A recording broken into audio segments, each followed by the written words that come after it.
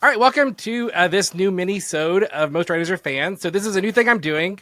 I'm going to have a guest. This is a segment called Top 5, where I have a guest with me that I've had previously, and we talk about the top 5 of something. And then we just kind of like go back and forth and say why we think that thing is good. So I'm having my friend Zach here, who has been here previously, Zach Benson, musical superstar. And he is a big Disney fan. We had a bit of a Disney gay conversation last time. And this is kind of us continuing that conversation because we're going to talk about Disney Channel original movies and what we think are our top 5 Disney Channel original movies. Because if you're a Disney kid, you grew up loving them, and some of us continue to love them after we grew up. so I think that's most of what we're doing here. So I'll let you lead, Zach, since you're the guest. What is one of your top 5? Ooh, okay. So one of my number 5. This is kind of in the temporary 5th place for me. This would be The Luck of the Irish from 2001. Are you familiar with? Yeah, I definitely remember that movie. For okay. Sure. This was the one that has like a visceral memory in my mind of watching it with my parents and my parents being like, what is this? But I felt very connected to it in some strange way. Basically, he finds out the lead guy, he's a basketball player, he's a little confused about his cultural heritage. His parents like changed their last name and they're not telling him like where he really came from. Turns out he's Irish, and not only that, he's a direct descendant of leprechauns. And on his birthday, as one does, and he slowly starts to turn into a leprechaun and then has to go on this quest to like discover his ancestry and reverse this leprechaun thing happening. It's an insane film of like practical effects galore. His hair turns red and all of this. I don't remember what it was exactly about this movie, but every time it came on, I was hooked. I was invested. I remember what I remember about it is I remember like the Irish folklore, which is like fairies and leprechauns and stuff. I really loved as a kid because I think that whenever you're a queer kid, I think that Greek mythology is like the apex, but then like every other mythology, especially if fairies are involved, then it's like, oh, cool. That also is a thing that I'm into. So I remember that resonating with me for sure.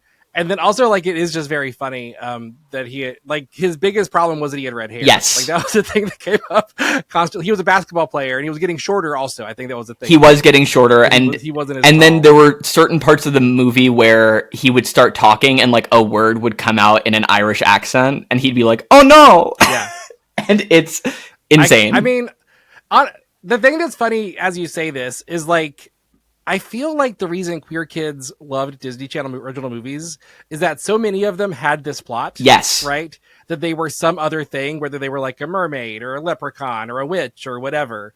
And I think that the idea of having something in you that is a fundamental part of you that you can't communicate is pretty queer coded. Yes. and I think that that's maybe part of why we love movies like Say that.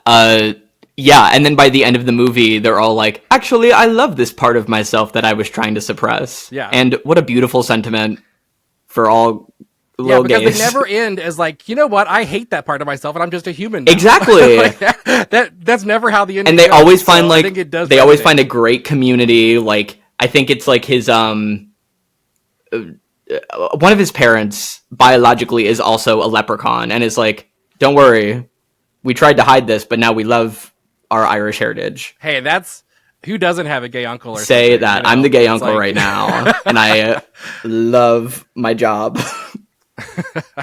Well, and I think that because there's always somebody in the family that no one talked about, but you like have to stumble onto it as an adult.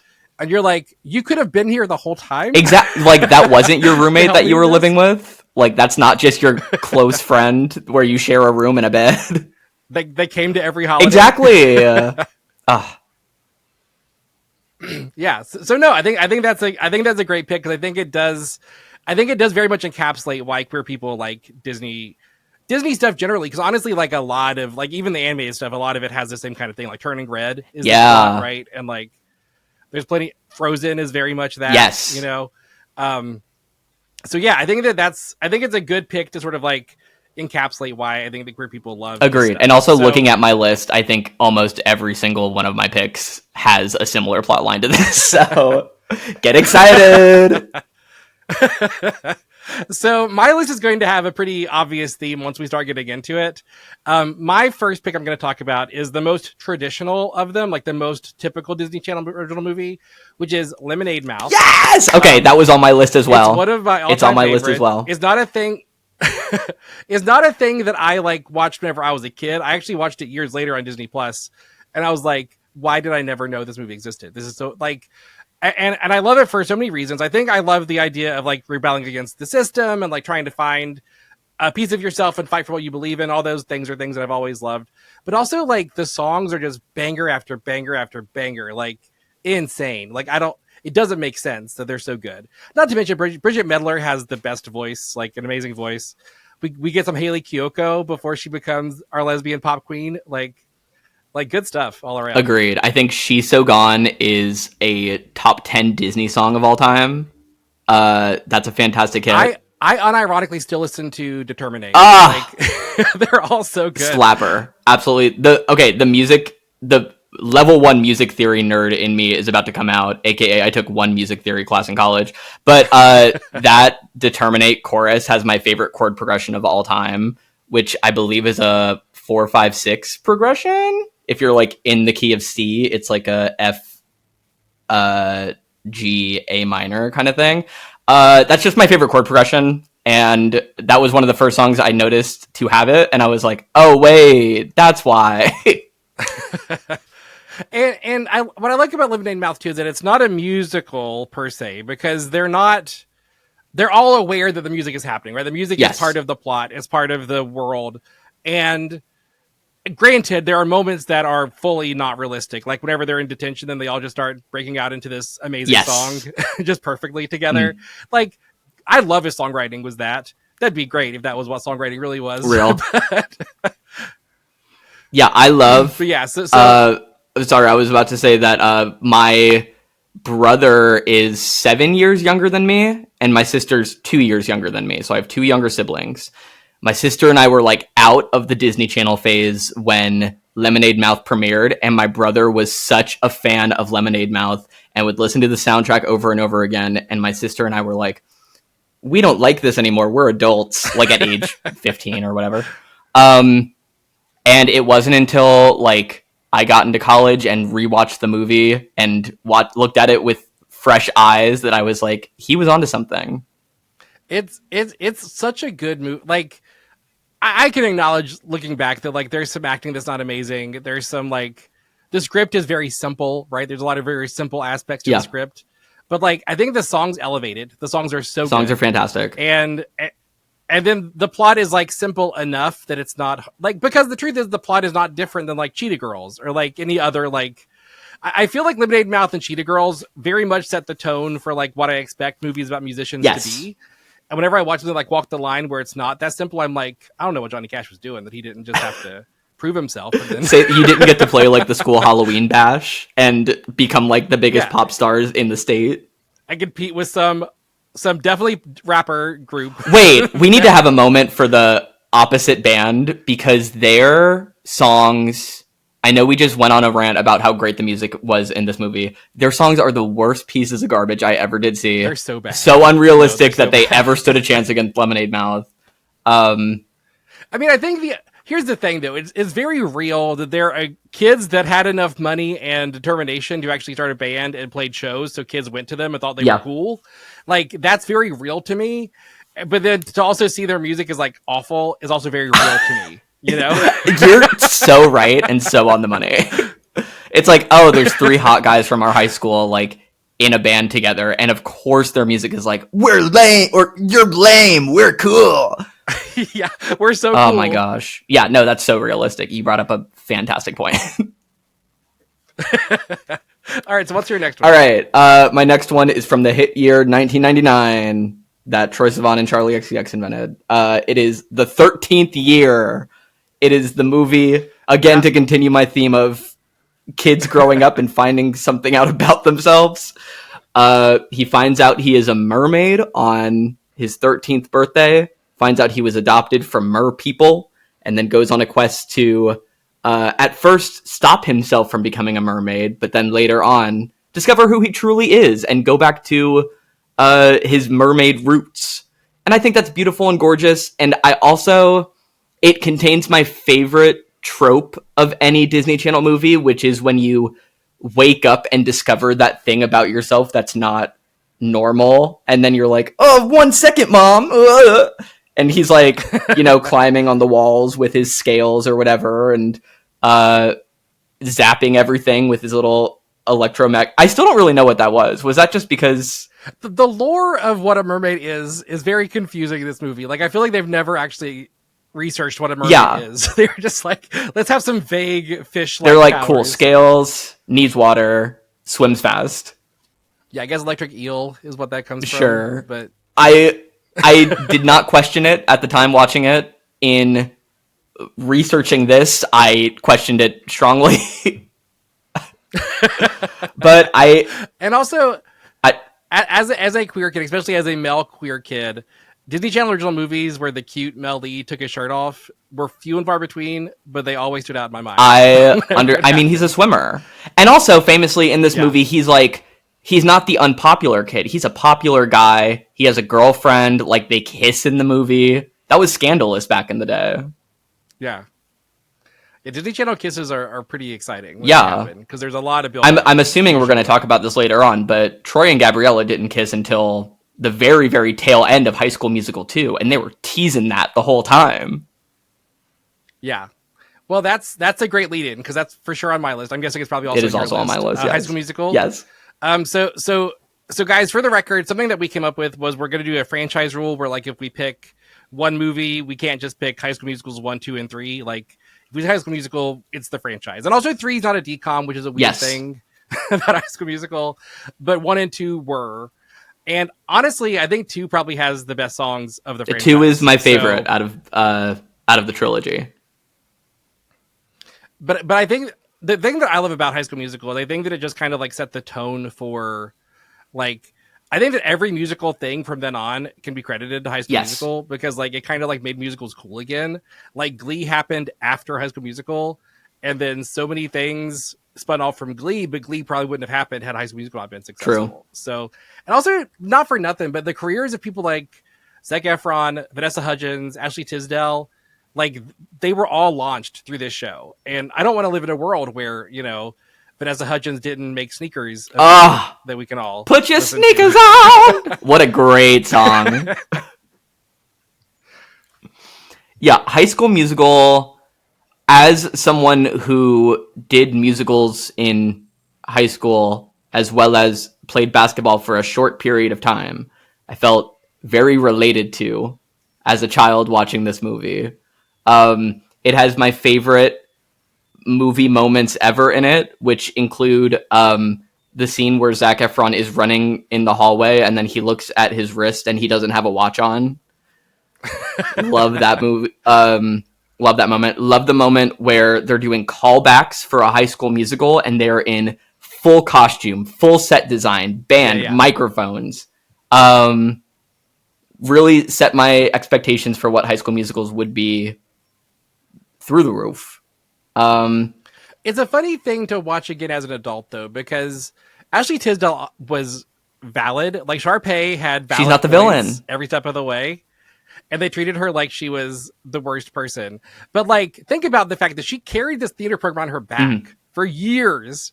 Then these 2 kids step in and they're like, "We kind of like singing. We'll get the lead now." Like, I get why she's mad. Yeah, like, it's fair. I very much understand too, especially when they didn't even show up at the audition. They just kind of sang at the piano. Boo! No, I very much understand that. Bet on It, I think, is, again, top 10 Disney song of all time. Yeah, Gonna Find My Own Way is really good too. What about us? What about everything we've been through? Yeah. But what about trust? We've all felt that. I very much agree.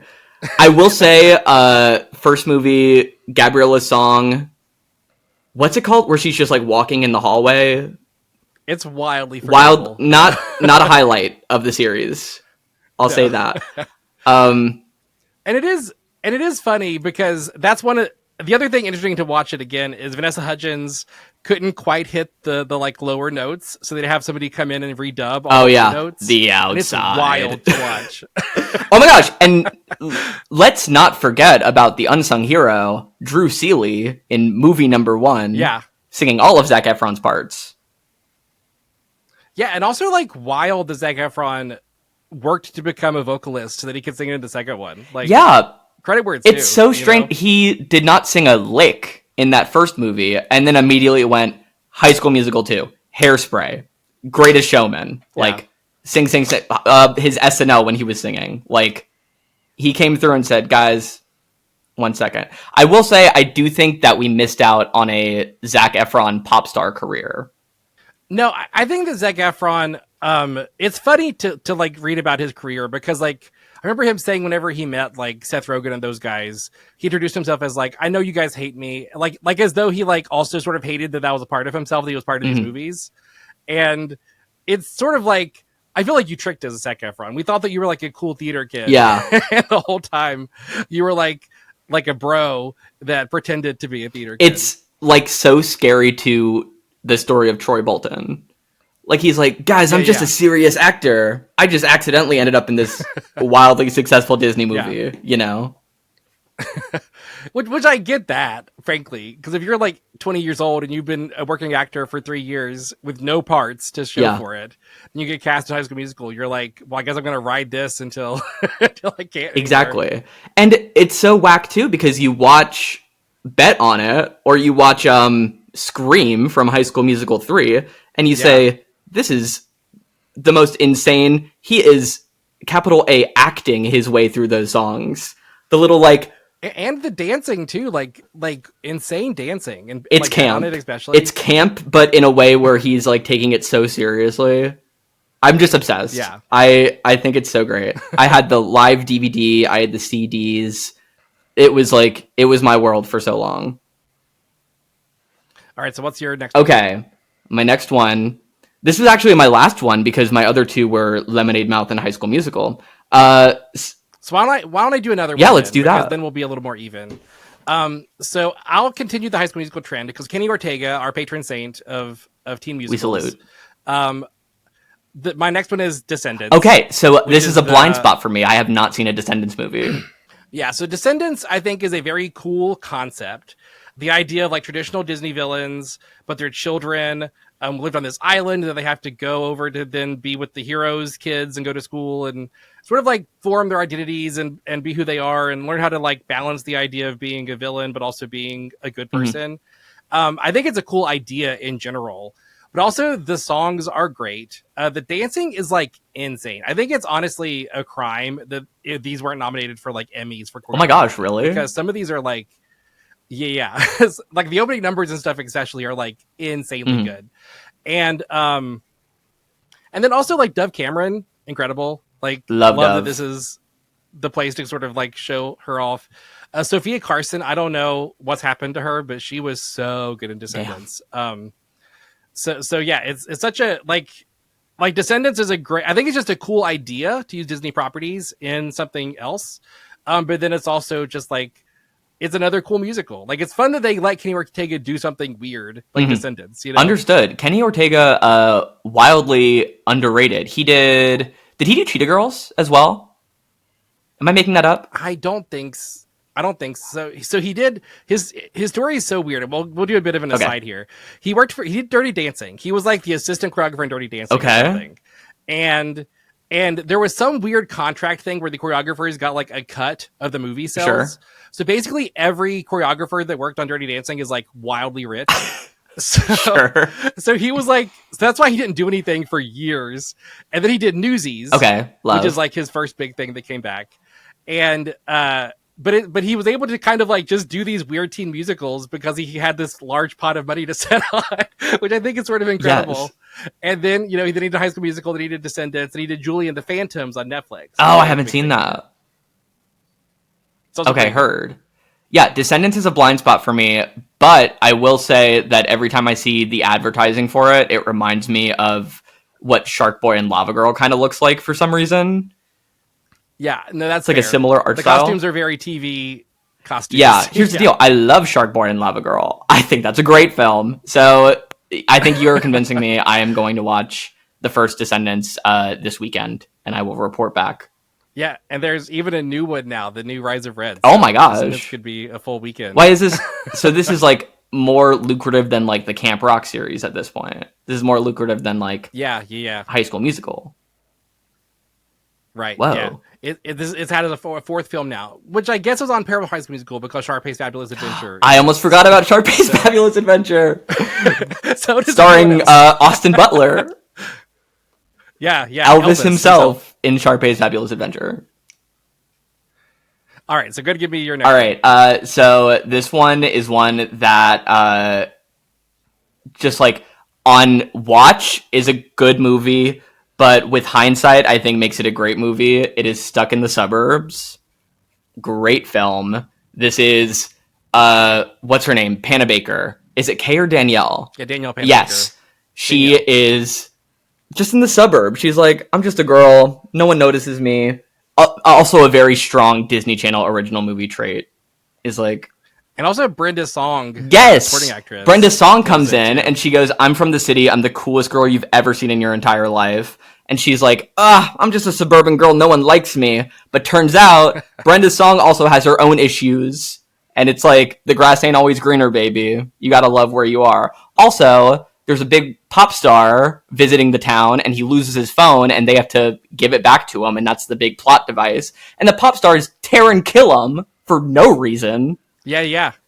It's just like so insane upon rewatch, because you're like, why is Taran Killam like the hot boy love interest in this movie? I remember loving Stuck in the Suburbs. I remember owning the soundtrack and playing it constantly. Yes. So those pop songs, I guess, and it wasn't just the songs in the pop star sang. Like, it had this really solid soundtrack. Like, sort of wild how good the soundtrack was for a Disney Channel original movie. Oh my gosh. And also, like, I think it's good to point out that, like, Danielle Panabaker, Brenda Song, like, they both have had great careers. Yes. And it's been cool that this is kind of like where, because Danielle Panabaker's career is so weird, because she was in a couple of DCOMs, then she was in Sky High, and then she like disappeared for years. And then she showed up in The Flash and was in it for like the entirety of its run. So shout out to her. She carried Disney Channel on her back for a hot second. Also, not to mention, what was I about to mention? The Danielle Panabaker is a songwriter. She writes music in the movie, and her mom finds the lyric book, and her lyrics are so depressing. It's like, I'm stuck here, nobody notices me, all of this stuff. And as a little like emo fourth grader, I was like, I feel seen in this moment right now, writing about my issues that like didn't exist. Very simple plan, teen relatable. Exactly. Yeah. I'm like, if my mom ever found my notebook, I'm just a kid. where I'm just, yeah, it's very much that. I'm like, I remember, this is a tangent again, I remember writing a song in fourth grade about like getting diagnosed with like a terminal illness and telling everyone that you love that you're about to die. All right, yeah, so I definitely remember loving Stuck in the Suburbs, and it's one of those movies that I don't even know why I loved it, but I remember loving it. Like, I still think about it to this day, and I'm like, I remember it fondly, and it's like, I don't know why I do, because it was like a fine movie. Yeah. But it wasn't like great, but I do remember it really well. So my next one is the Teen Beach series. Teen Beach 1 and 2. Yes. So Teen Beach is great. It's a cool like 60s throwback kind of musical. I love that stuff about it. Ross Lynch is like the like star of Disney Channel. Like, they didn't, I think they knew what they had in him and they used it. Like, he is a superstar, and like the dancing in Teen Beach is great. The singing is amazing. Like, so good all around. And also Jordan Fisher. Yes. Is it Teen Beach?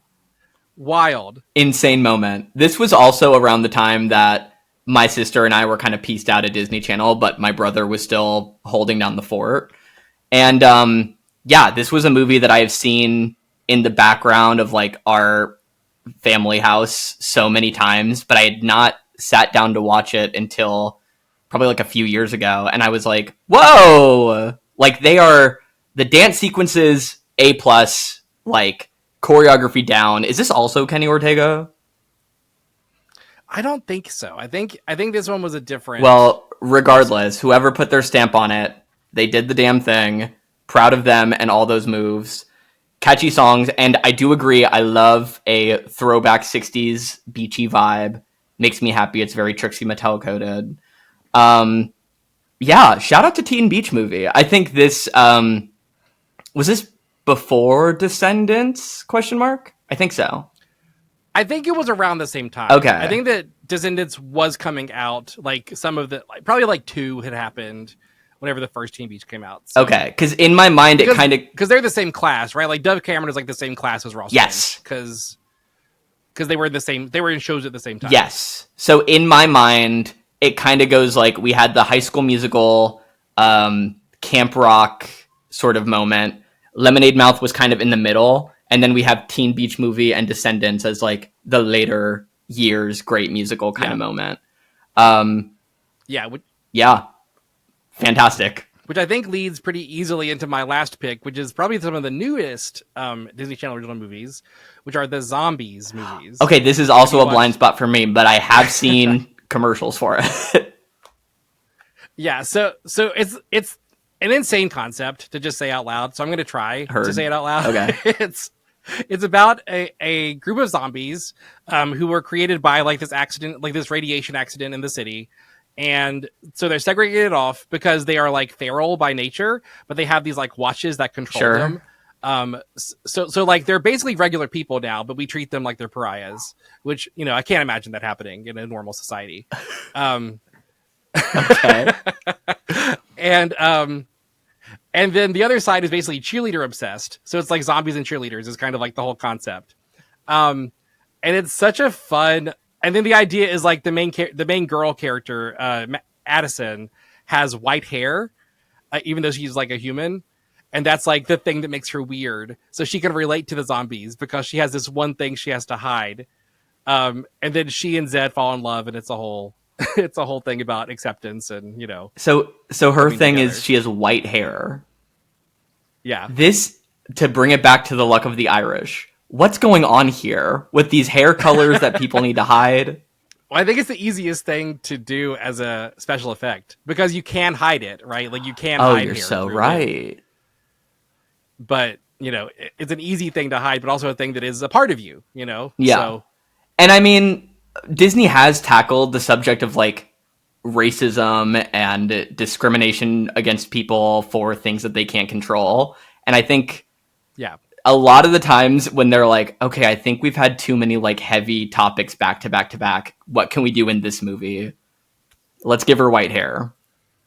That can be her little marker. But the thing is, Zombies is basically racism. Yeah. Like it's basically tackling racism, but with 2 white leads, obviously, because you can't have a lead of color in a movie about racism. And then each movie they add a new supernatural element. So, you know, zombies, cheerleaders in the first movie. Second movie we get werewolves. Sure. Third movie we get aliens. Great. And then the main plot, I feel like this is an afterthought because they probably never thought they'd have a sequel after the first movie because they made a movie about zombies and cheerleaders.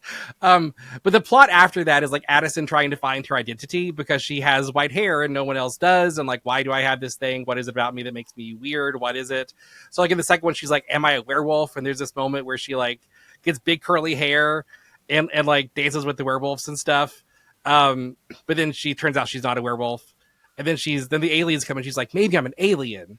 I'm not going to spoil it, but she is. Oh, okay, sure, yeah. And that's like the whole thing is like she finds out that there was this place for her all along, that these people, which I think it would have been cooler had she not been, because I think there's something cool about the idea of there's something different about you, and that's okay. Yeah, and maybe it doesn't fit into a box. You don't have to know what it is. Yeah.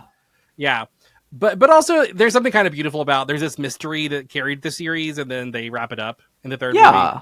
So I think it's cool that they tackled racism, but with a fun musical, because usually Disney doesn't do that. Usually it's one or the other. Exactly. So it was kind of I mean, fun. I am glad that they don't tackle racism with like a fun musical. I don't know if that would be... Yeah. I don't know if that would fly. I don't know if they would handle that with grace. Yeah, and you know, I write books about elves and orcs and stuff, and I use those to sort of like represent different races sometimes in my writing. And I sometimes wonder how valid it is. Like, sometimes I feel like if white people see zombies and see them mistreated and are like, it's wrong to mistreat zombies, they maybe don't think, and also black people we shouldn't mistreat. Like, I don't think they always make that leap. Sure. You know, I think that sometimes. I mean, it is like we shouldn't treat zombies. It's kind of the Zootopia effect, where it's like Zootopia is that like very obvious one-on-one analogy for racism. And I feel like, I don't know, I feel like most people got the point. I feel like most people can make that connection and say, oh, yeah, I know what's up. Yeah. And I feel like it was, like, I love Zootopia because it was so overt, because usually they're not. But I do feel like there are conservatives that watched it and thought, they're really treating those predators bad. Anyway, back to discriminating poor people and black people. Or they're watching it being like, well, those predators are predators. And it's like, no, that's not it. Yeah, very much understood. Yeah, so like, I do like I think that Zombies does a good job of kind of trying to balance that, but at the same time, I do think that maybe we overstate, and especially with kids. I think that sometimes in kids media, you should just say, "Don't hate gay people." You know, sure. Maybe just say it. Maybe don't have to. But then, too, like, I don't know, is there even a gay DCOM? I don't think there really is. Like, about like a kid who's gay that comes out. And... No, you can see like the metaphor in some of these, but I don't think there's ever been. Yeah, like High School Musical. Yeah, exactly. Obviously. I'm thinking back to like, I mean, you think back to like The Color of Friendship, or even like that episode of That's So Raven where she was like actively discriminated against when she was applying for that job. And it's like, yeah, I don't think we're ever going to get well, I won't say ever because you never know. But I don't know if we're ever going to get like My Gay Mermaid Friend, the Disney Channel original movie. I think they love to talk around it. I mean, Luca. Know? Like, they did this Disney Plus movie a while ago called Better Nate Than Ever that is no longer on Disney Plus, which probably tells you a lot about how they feel about queer media. And it was about like this kid who loved Broadway, and he like goes to audition for this Broadway musical. Like, he never says he's gay, but it's obvious. And he tells his friend that he's not into her because she knows why. Like, that's kind of like implied, like, like you get this, right? You get what I'm saying. And I feel like that's maybe what we're going to get, is like a thing where the kid is obviously gay, but we're just not going to say it out loud because we don't need to say it out loud. Because I mean, like, we had like the Andy Mack thing, right? Where there was a queer friend in that. But I don't know if we're going to get a movie that is just that. And that feels kind of unfortunate. Yeah. It'd be kind of fun if they would. I mean, I'm thinking about, there have been good Disney queer representations in the past, but on the same token, we also get like, what was that one movie where they were just like, and now we're going to have our first lesbian character in a movie, and it's this monster cop voiced by like Wanda Sykes. Yeah, in Onward. Yeah, we were all like, oh girl, no. It was that like weird 2-year period where they kept being like, and this is the first gay character in a blank. And it's like, okay. Right.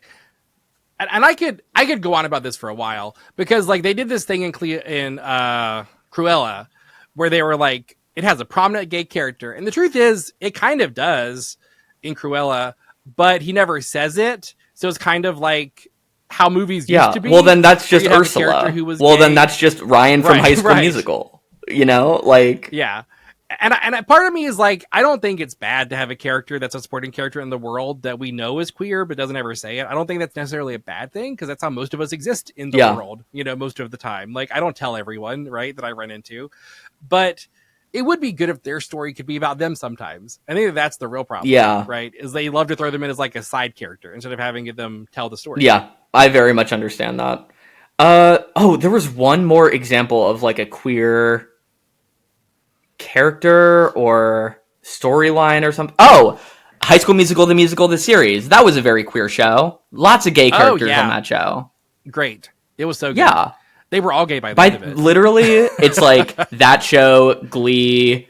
I know Heartstopper is literally about just like a queer friend group, but like we just watched the latest season and that show was just like, by the way, here's another letter for you, baby. And I was like, yes!